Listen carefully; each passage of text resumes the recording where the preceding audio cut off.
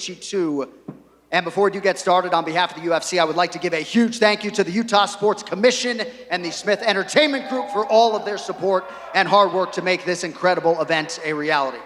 All right, who has the first question? John Morgan. Start with Dustin Poirier, please. Let's go.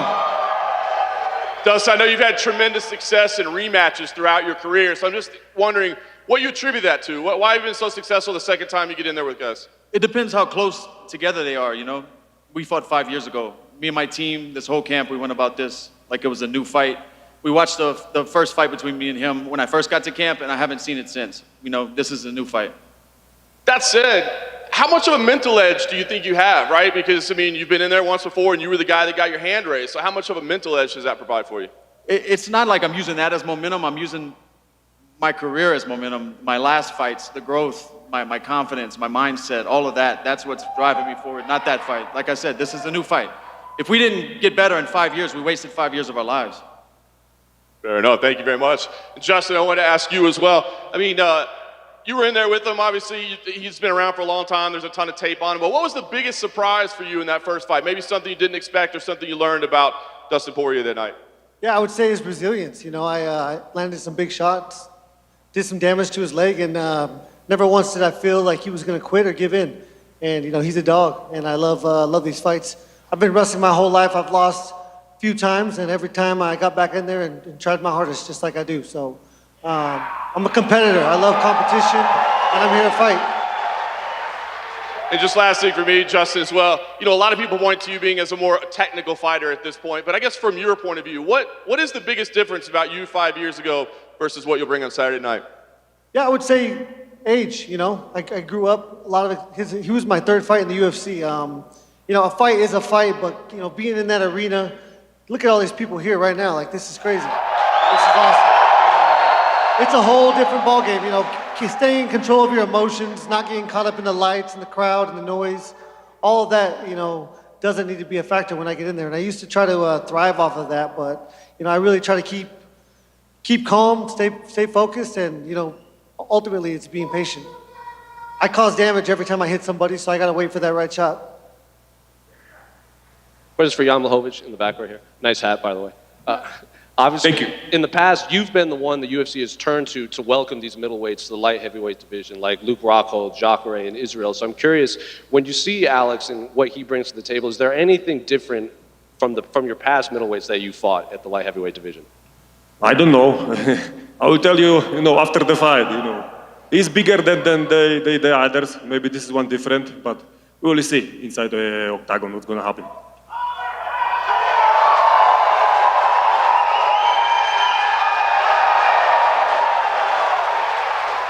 Questions for Alex. When you see Jan's past fight, he's obviously had a lot of success against middleweights coming up. You obviously, like he said, are bigger than them. So I'm curious, what do you see from Jan's game that maybe other middleweights haven't been able to take advantage of?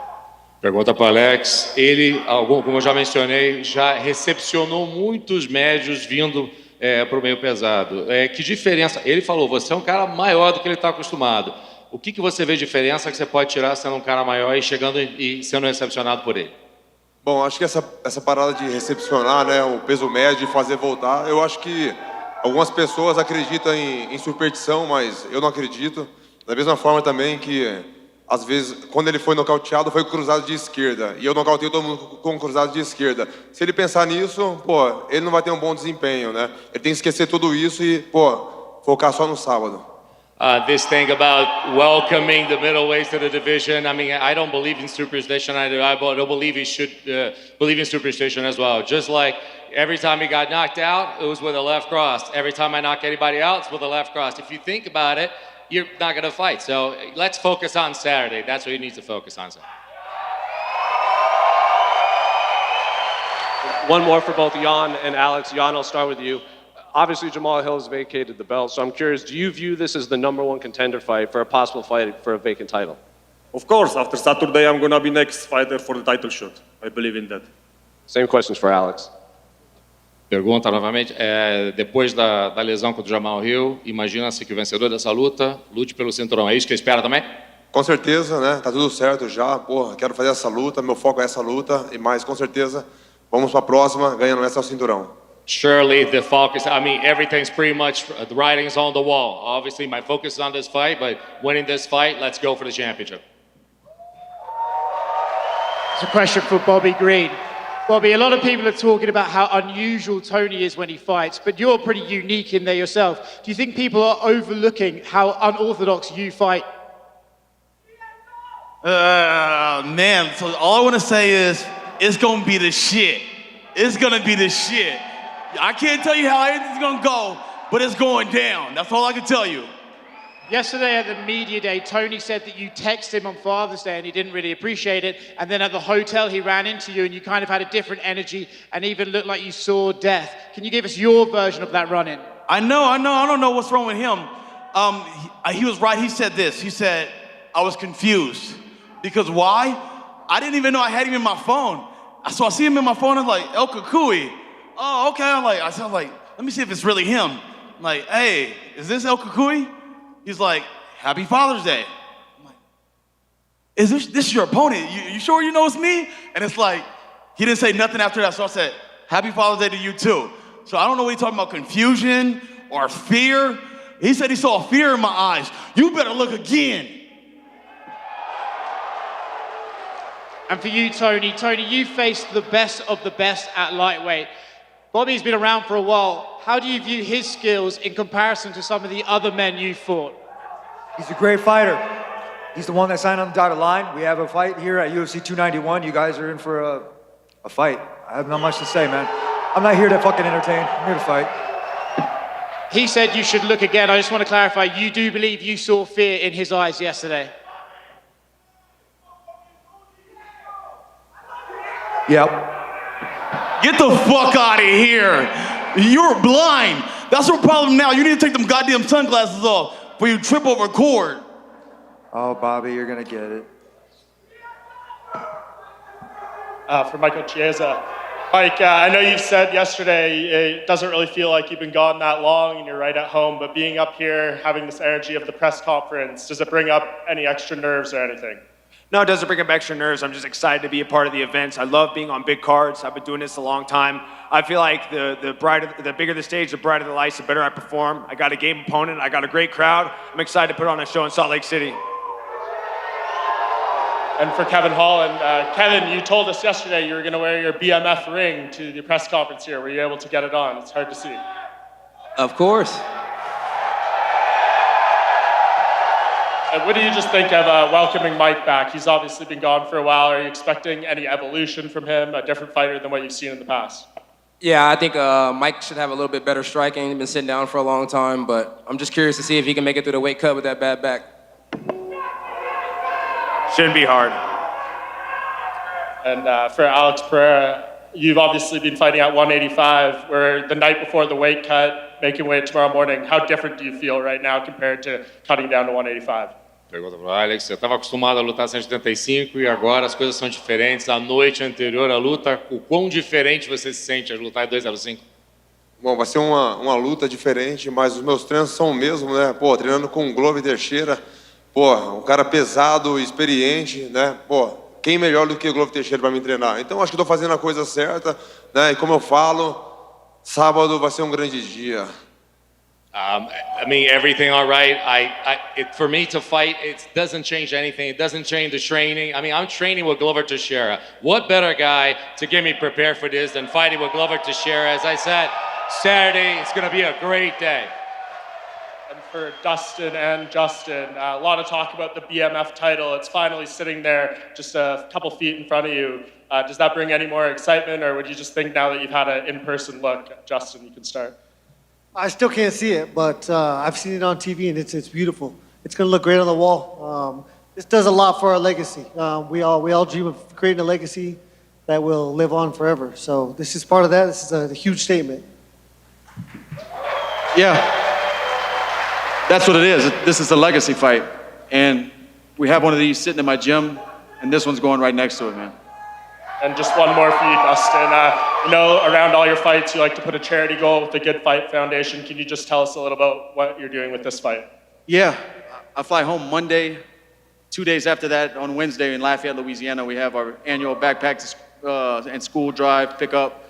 So families in need, we'll be handing out food, backpacks filled with school supplies for the year. Me and the Good Fight Foundation. And this is the first time I wasn't home. I was in training camp during the process of breaking down all the school supplies and packing the backpacks. And I know that takes days and days to do because I've done it a few times. And I just want to thank to everyone who lended their time and sweat in that warehouse and packed those backpacks for all the kids. Thank you. Question for Dustin Poirier over here.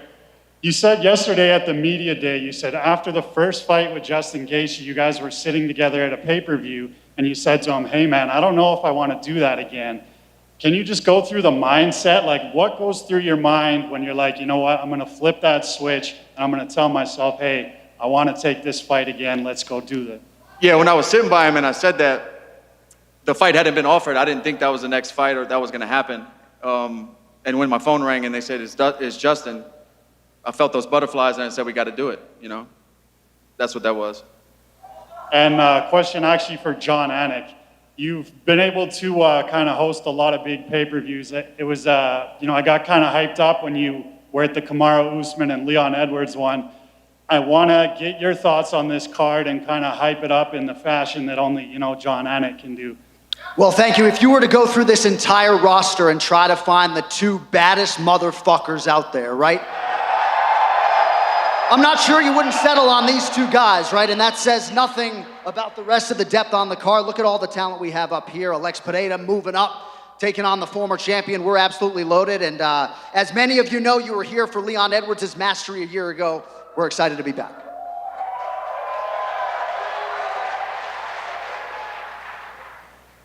Potan, a gente viu uma recente amizade improvável sua com o Sean Strickland, vocês lutaram antes.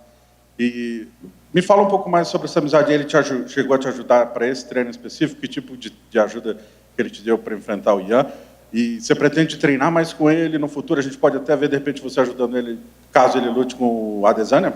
Alex, recently we've seen an improbable friendship between you and Sean Strickland. Tell me about a little bit more this whole training with him. Is it going to continue? And could we see you maybe helping him as he fights Israel? I don't know. A gente tem contato, né, de treino, né? Igual da última vez que eu fui lutar com a Adesanya, eu fiz um convite para o Sean Strickland e ele falou que queria ir na minha academia, mas aí estava muito corrido, então ele não conseguiu ir. Mas depois, essa próxima luta dele, ele me contactou e falou, pô, teria interesse e tal. Pô, a gente chegou, treinamos junto, foi um treinão, né, um cara, pô, bacana. E é isso, né? Rolando essa luta dele aí agora, pô, a gente já conversou algumas coisas e, pô, provavelmente ele vai lá para academia para estar treinando junto. This is a guy that actually, I did invite him. I did call him up before fighting Adesanya. He couldn't, but eventually he was able to. Actually, this past fight, after his last fight, he contacted me, came into the gym. We had a banging session. We had a great workout, and I think we're going to do this again. And I think he's going to come down to the gym, and in the future, we're going to continue to train.